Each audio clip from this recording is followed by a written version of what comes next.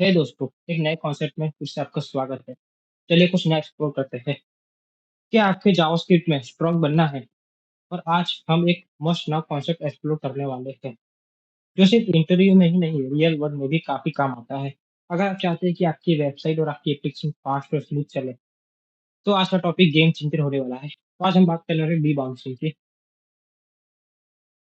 Okay, तो सबसे पहले इसको छोटा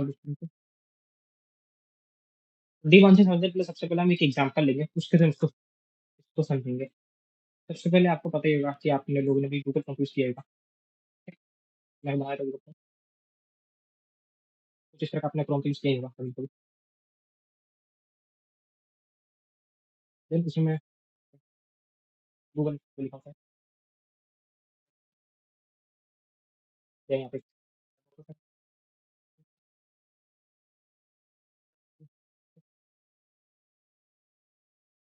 इस तरह का।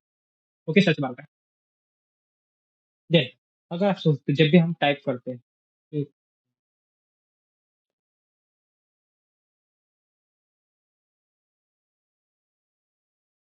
जब भी हम यहाँ पे कुछ टाइप करने की सोचते हैं पहले, तो हम यहाँ पे टाइप करते जैसे जावास्क्रिप्ट।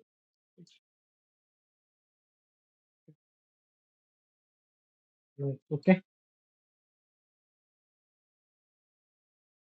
जब भी आप थोड़ा टाइप करते हो, देन आपको बहुत सारे आपके नीचे सजेशन शो करते हैं। आपने देखा होगा यहाँ पे बहुत सारे यहाँ पे आपको बहुत सारे सजेशन शो करते होंगे। जैसे आप टाइप करते हो एक ही लेटर, उस तरह से आपको बहुत सारे सजेशन शो करते रहेंगे। अगर मैं आपको बोलूँ आपको इसको बनाना है और आप किस तरह से करोगे? बेसिकली मोस्ट ऑफ पीपल क्या करेंगे, तो वो करने के लिए सिंपली वो क्या करेंगे, ये हम एक सर्वर लेते हैं, और सर्वर ओके, तो ये करेंगे कि पर की पे हर की इवेंट पे जैसे ही मैं एक जे की प्रेस कर रहा हूँ, इसके इवेंट को हम क्या करेंगे, एपीआई को कॉल मारेंगे यहाँ से, वो यहाँ पे सीधे सर्वर पे और एपीआई कॉल करेंगे। देन जो डेटा आएगा, फिर इसमें इसको शो करेंगे। ठीक है? जैसे कि मैं यहाँ पे जेट अभी इसके अंदर ही जैसे मैं प्रेस करूँ जेट, तो यहाँ से फिर से एक एपीआई कॉल होगी, देन इस सर्वर पे जाएगी, देन जो रिस्पॉन्स आएगा वापस आएगा। ओके, इस तरह से जैसे मैं वी क्लिक करूँगा, वी टाइप करूँगा,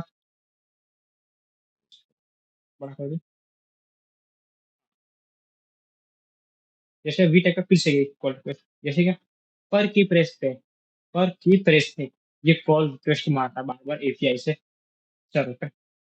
ये एक बड़ी बड़ी प्रॉब्लम है, अगर आप समझ रहे हो तो। क्योंकि हम जितने ज़्यादा सर्वर पे कॉल रिक्वेस्ट मारेंगे, उतना हमारा कॉस्ट भी बढ़ेगा सर्वर का और हमारी साइट भी स्लो होगी, क्योंकि डेटा आने-जाने में जो टाइम लग रहा है उसमें।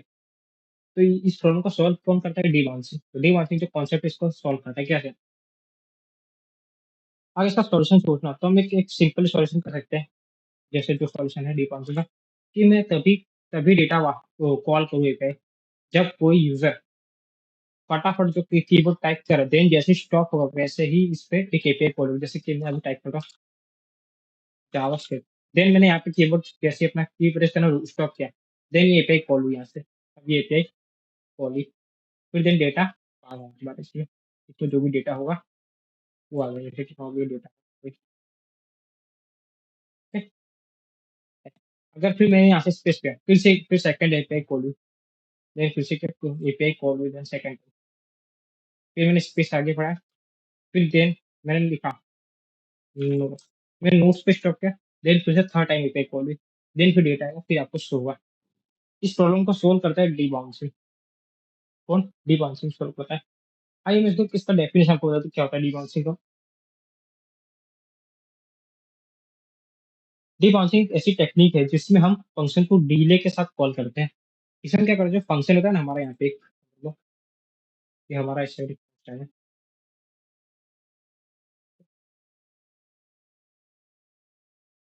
क्या फंक्शन है, इसको हम डिले के साथ क्या कॉल करेंगे, ये फंक्शन है। अब इसको हम कॉल करेंगे कब, डिले पर कुछ सेकंड डिले, जब तक यूजर, जैसे हमने यहाँ पे एक कंडीशन लगा दी है, कि देन यूज़र जब भी रुकेगा, जब भी यूज़र रुकेगा देन ही ये कॉल होगा इसे। अगर यूज़र डिले के साथ फंक्शन को फिर से कॉल हो जाए और पुरानी कॉल को कैंसल कर देता है, बस ये फंक्शन तभी एग्ज़ीक्यूट होता है, जब एक प्रॉपर पॉज़ मिलता है। तो जैसे आपने लिखा है ये लाइन आप समझो, फंक्शन तभी एग्ज़ीक्यूट होगा जब उसको प्रॉपर पॉज़ मिलेगा, ओके? जैसे हमने समझा यहाँ पे जैसे यूज़र अगर रुक गया, जैसे हमने यहाँ पे जावास्क्रिप्ट लिखा, हमने टी पे आके अपने कीबोर्ड से हटा लिया और रुक गया, देन ही उसको फिर से एग्ज़ीक्यूट करेगा हमारे लिए, जो एपीआई कॉल के साथ। ओके? फिर आपको बता रहा हूँ, इसकी डेफिनेशन आप लिख सकते हैं आप, या कहीं पे इंटरव्यू में आपको बोलना पड़ता है, सुनो। डिबॉन्शिंग एक ऐसी टेक्निक है जिससे हम फंक्शन को डिले के साथ कॉल करते हैं। अगर उस डिले के अंदर फंक्शन फिर से कॉल हो जाए, तो पुरानी कॉल कैंसल कर देते हैं और फंक्शन को तभी एग्ज़ीक्यूट होगा जब उसे प्रॉपर पोस्ट मिलता है। ये आपको ज़्यादा कंट्रोल देता है ओवरऑल, जो भी हमारा फंक्शन चलेगा। एक्चुअली जब यूज़र इनपुट कंटीन्यूअसली आ रहा है, जैसे कि हमारा ये इनपुट आ रहा है, कंटीन्यूअसली उसको देता भी। इसके बेनिफिट क्या है, उसका यूज़ क्या करते हैं? मोस्ट टाइम्स इसका यूज़ सर्च बार में कैसे विंडो रिसाइज़ करने में हो गया, जैसे कि इसका तो ये तो मतलब ये रिसाइज़ हो रहा है। ऐसा इस टाइप का विंडोज़ रिसाइज़ करने में हो गया, बटन क्लिक पर वैलिडेशन कोड लगाना हो गया। ओवरऑल इस तरह से हम इसको करते हैं जहाँ जेस्चर हो गया कंट्रोल में। इसमें बेनिफिट के लिए हम अननेसेसरी फंक्शन कॉल को अवॉइड कर देते हैं और जिसमें आपको फास्ट रिस्पॉन्स मिलता है। अब इसको हम एक क्या कहते हैं, उससे भी समझ सकते हैं। ये देखो, एक एग्ज़ाम्पल के थ्रू हम समझते हैं कैसा वर्क करता है, ओके?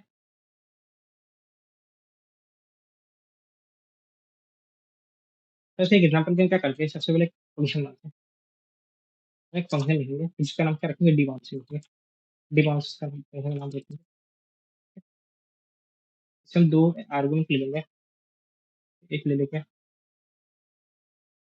हम दूसरा डीलर को, डन। अब इसमें क्या है, हम लेट नाम का टाइमर का वेरिएबल बनाएँगे। अब हम फिर से फंक्शन के लिए इसके अंदर फंक्शन के अंदर फंक्शन लिखेंगे, और इसकी रिटर्न में एक न्यू फंक्शन कॉल करेंगे। ये फंक्शन है उसमें जिसमें हम रेस्ट आर्गुमेंट लेंगे। रेस्ट आर्गुमेंट मतलब क्या है?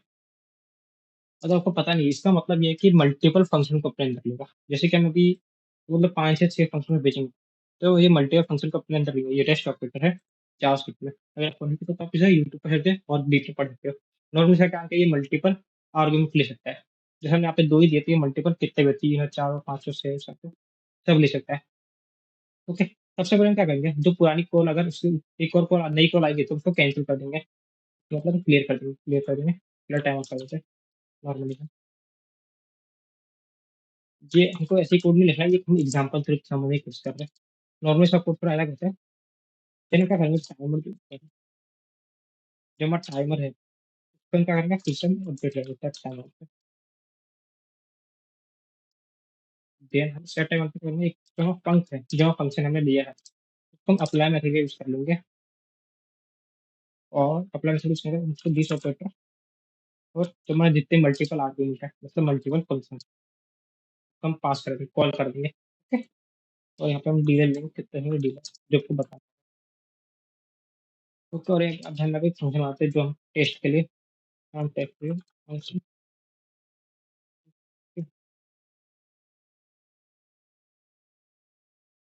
फंक्शन करते हैं, फंक्शन हम करा देंगे हेलो डिवाइस। ओके,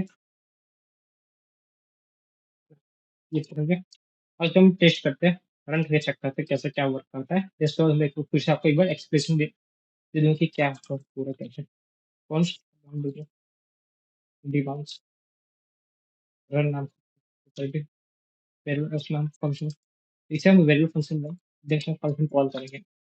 एक्चुअली क्या करेंगे, फंक्शन देंगे, हमारा फंक्शन कौन सा है, टेस्ट फंक्शन दिया, हम डिले कितना करते हैं, 1 सेकंड का। अब हम इसको रन कर देते हैं, या मैं 4 बार करूँ, क्या इसको बड़ा करूँ, एक ही बार ही रन हुआ। ये मल्टीपल टाइम रन नहीं हुआ बार-बार। जब तक इसको एक सिंगल पोस्ट आएगी तब तक ये रन नहीं हुआ। अगर इसकी जगह कोई और फंक्शन होता, तो समझ लो जैसे मैं बना दूँ फंक्शन नॉर्मली रन नाउ, दूसरी फंक्शन रन कर देता हूँ।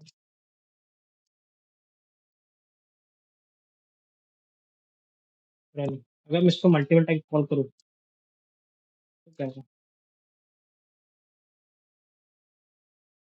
तो देखा आपने सबसे पहले जितनी बार कॉल तो उतने बार रन किया, बार-बार। समझ लीजिए जैसे बार-बार हो रहा है ना, इसको आप समझ लीजिए एपीआई बार-बार कॉल हो रही है।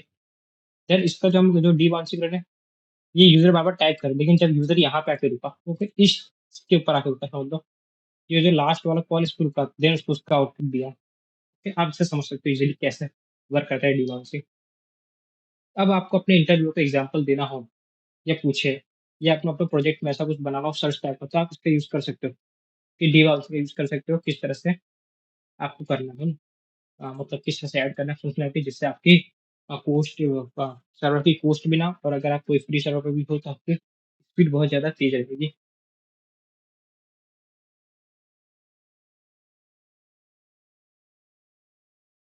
देखिए मैं आपको अच्छे से समझाता हूँ ये हमने क्या-क्या हमने कुछ एक एक डीबॉन्सिंग नाम का फंक्शन है उसमें हमने 2 आर्गुमेंट लिए। एक फंक्शन एक मल्टीपल टाइप के फंक्शन कॉल रहा है डीबी, ठीक है? फिर हमने क्लियर टाइप का टाइमर किया। फिर हमने उस फंक्शन में रिटर्न क्या किया? फंक्शन क्रिएटर उसमें हमने मल्टीपल आर्गुमेंट लिया टेस्ट ऑपरेटर यूज़ करके। जिससे मल्टीपल फंक्शंस में पास ला सके जैसे कि हम इतना फंक्शन पास किया है, ओके? जैसे ये टेस्ट है इसमें, ये टेस्ट है इसको हम लेकिन मल्टीपल टाइम रन किया ना, तो उसको मल्टीपल फंक्शन भी इसमें कॉल करा। उसके बाद हमने टाइम क्लियर कर दिया, जो भी पुरानी जो उसको क्लियर कर दिया टाइम, देन उसके बाद हमने टाइम्स को सेट कर लिया 1 सेकंड का डिले। हमने उसको अप्लाई किया, देन ये रन किया, ठीक है? तो बस दोस्तों आज के लिए पावरफुल जावास्क्रिप्ट के साथ तो बस दोस्तों आज हम पावरफुल जावास्क्रिप्ट ये सीखे डिमांड्स ये मेथड एपीआई कॉल करने का ऑप्शन अगर आपको ये वीडियो हेल्पफुल लगे तो इस टेक्स्ट लाइक करना ना भूलिए और सब्सक्राइब करना ना भूलिए चैनल को। मिलते हैं नेक्स्ट वीडियो में, तब तक के लिए कोड करो और ग्रो करो।